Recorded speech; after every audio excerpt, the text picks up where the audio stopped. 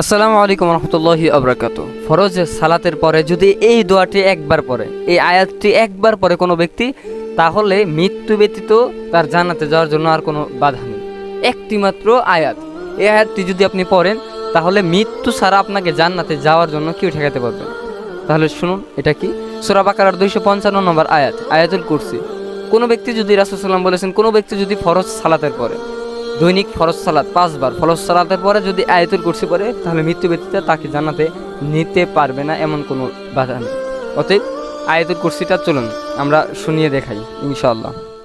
আল্লাহু লা ইলাহা ইল্লা হুয়াল হাইয়ুল কাইয়্যুম লা তা'খুযুহু সিনাতুন ওয়া লা নাওম লাহু মা ফিস সামাওয়াতি ওয়া মা ফিল আরদ من ذا الذي يشفع عنده إلا بإذنه يعلم ما بين أيديهم وما خلفهم ولا يحيطون بشيء من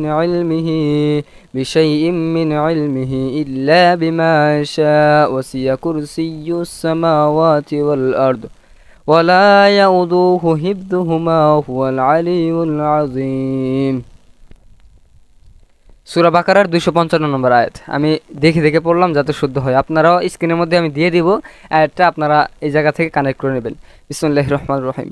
আল্লাহু লা ইলাহা ইল্লা হুয়াল হাইয়ুল কাইয়্যুম লা তা'খুযুহু সিনাতুন ওয়া লা নাওম লাহু মা ফিস সামাওয়াতি ওয়া মা ফিল আরদ মান যাল্লাযী ইয়াশফা'ু ইনদাহু ইল্লা বিইযনিহি ইয়া'লামু মা বাইনা আইদিহিম ওয়া মা খালফাহুম ولا يحيطون بشيء من علمه إلا بما شاء وسع كرسيه السماوات والأرض ولا يؤوده حفظهما وهو العلي العظيم।